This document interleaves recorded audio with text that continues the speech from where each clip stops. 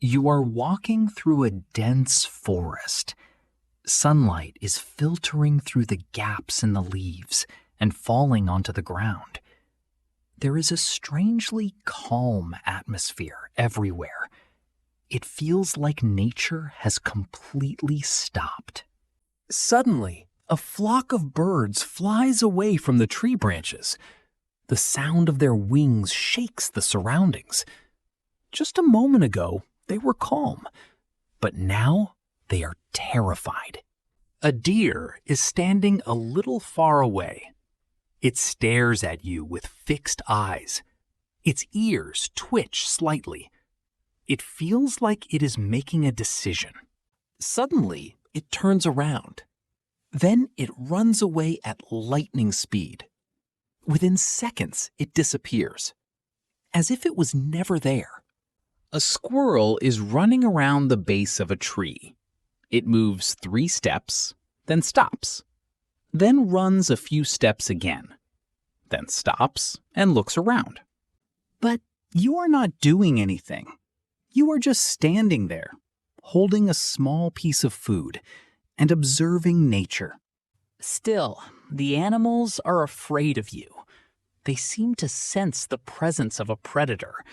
Even though you did not attack them, you didn't even move toward them. This is where the question begins. Why do animals fear humans so much? Why do they run at our presence? What do they actually know? Tigers have strength. Wolves have speed. Snakes have venom. Humans have none of these. We cannot run very fast. We have no sharp claws. Our teeth are not like predators. Yet, we are a symbol of fear. The answer is not in the modern world. It is older than the age of guns. It is older than agriculture.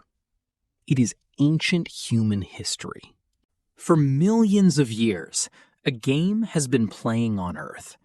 The game of predator and prey. One side wants to survive. The other wants to eat.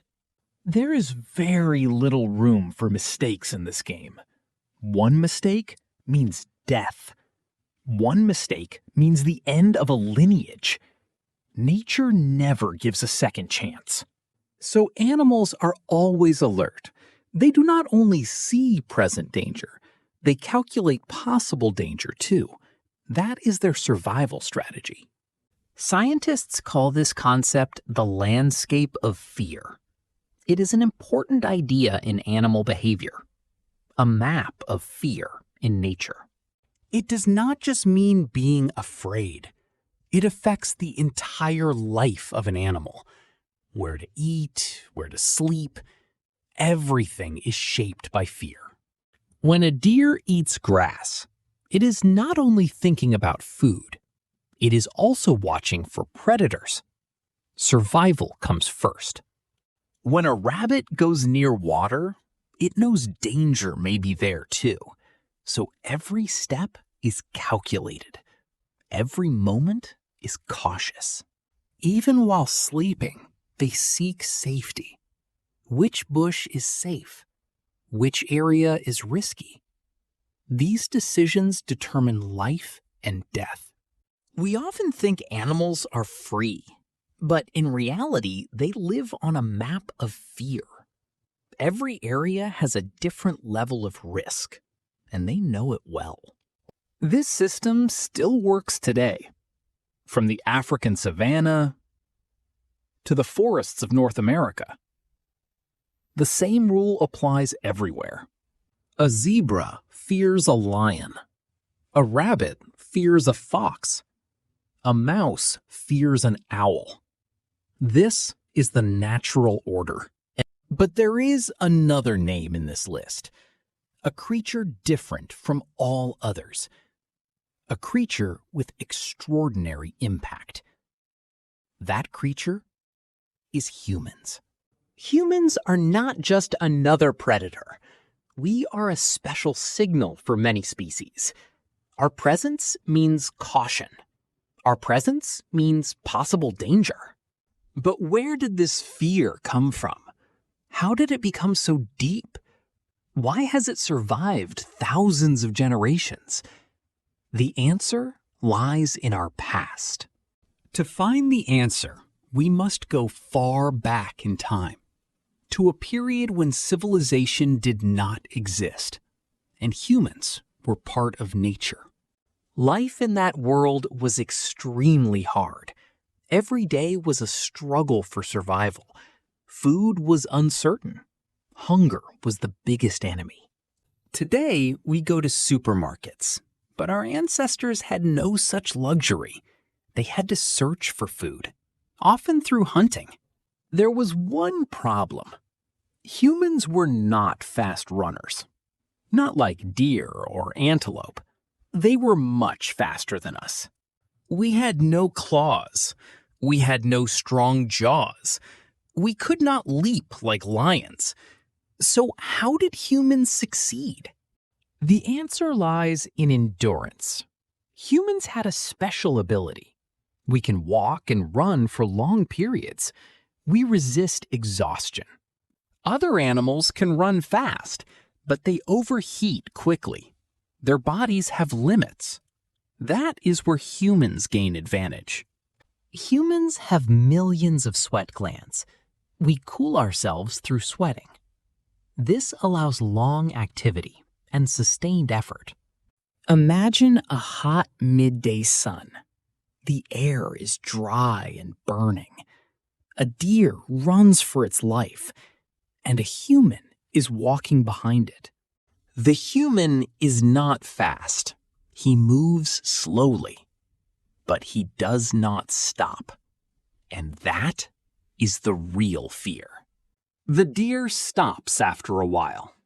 It thinks danger is gone, but in the distance it sees, the human is still coming. It runs again, then stops again, but the human never disappears. This cycle continues for hours. The deer runs and stops. The human walks without stopping. The prey becomes weaker. Eventually, the animal collapses. Its muscles fail. Its temperature becomes dangerous, and it cannot escape anymore. This method is called persistence hunting, a hunting strategy based on endurance, one of humanity's oldest tools, and one of the most effective. Scientists believe it was used for thousands of years, especially in open landscapes, where prey could be tracked visually. Now, imagine yourself as a deer. A strange creature appears in the distance. It is not very fast, but it never gives up. Wherever you go, it appears again. Whenever you stop, it keeps coming. Slowly, you realize this is not an ordinary predator. It is something else.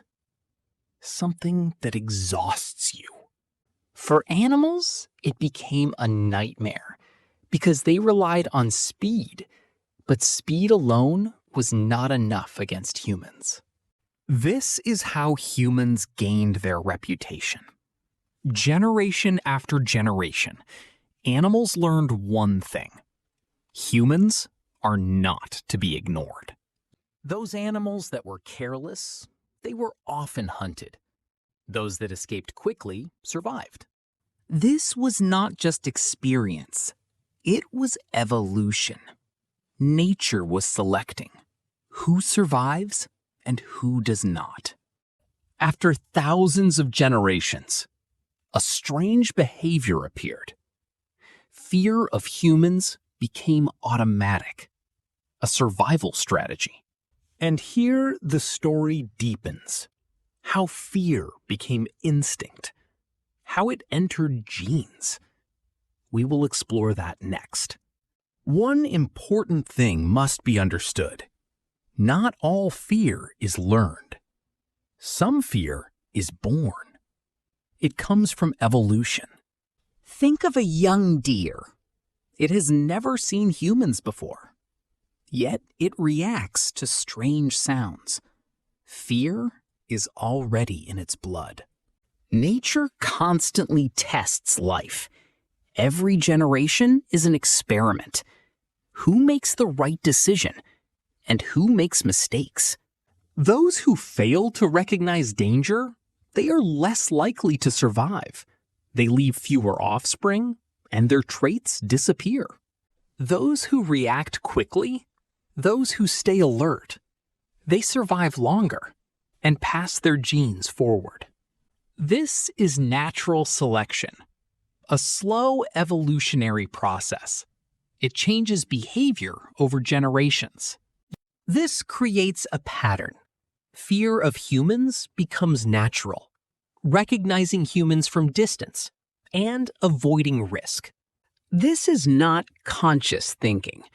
Animals do not reason like humans. Their brains react instantly, making quick survival decisions. Seeing human shape triggers reaction. Heart rate increases. Escape mode activates. That is why animals flee instantly. They do not wait. They do not verify danger. Now, a famous study from 2016. Scientists were surprised by the results. They asked a question. Which predator do animals fear most? Lions?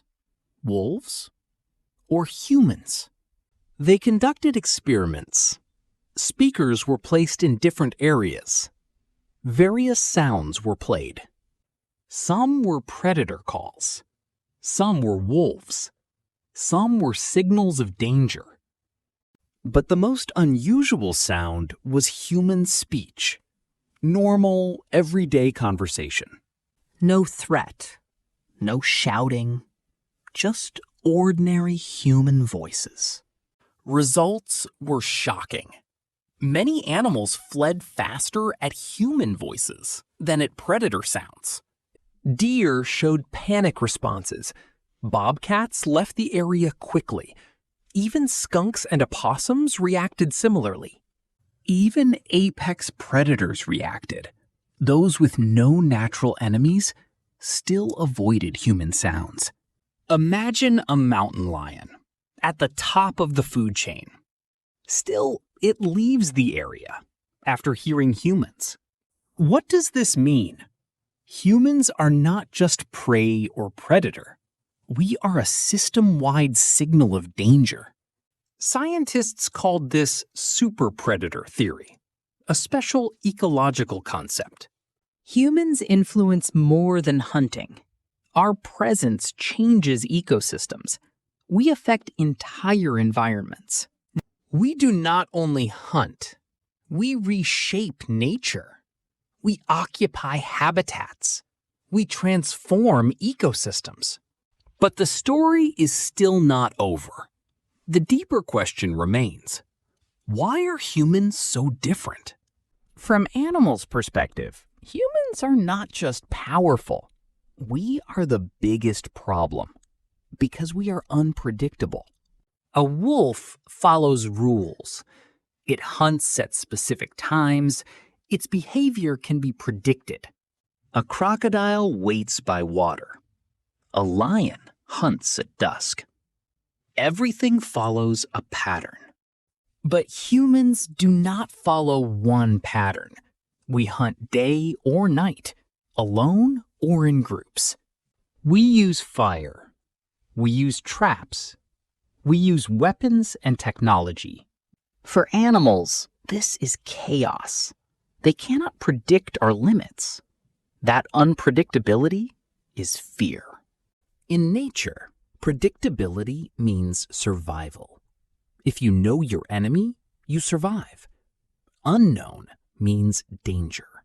Humans represent the unknown. We may hunt today, or simply walk tomorrow. For a deer, this is confusing. Today, you do nothing. Tomorrow, you may be a hunter. So animals choose safety. Running away is safer. Avoiding humans is survival. Humans also change environments. We leave permanent marks: noise, smell, light, transformation. Where humans go, the environment changes. Something is always different. Animals sense this change. They know someone has been here, and the area is no longer safe. This response is learned over generations, strengthened over time, becoming instinct. Those who ignored humans did not survive. Those who escaped survived and reproduced. Thus, behavior becomes permanent. It enters genetics. It becomes automatic. Humans are called super predators because we influence even apex predators. But this comes with responsibility. Power does not mean control. Balance can be destroyed. Today, humans are everywhere. Forests are cut down. Cities expand. Fear is stronger now because humans are closer and animals have less space. Yet the ancient rule remains. A squirrel freezes. A deer looks, then runs. You begin to understand. This is not just reaction. It is millions of years of memory. Invisible but powerful. Working in every nerve, every decision. A simple scene remains. A human standing in the forest, holding food, surrounded by fear. And the final question remains, are we just predators? Or are we a force of change in nature itself, forcing everything to relearn its survival?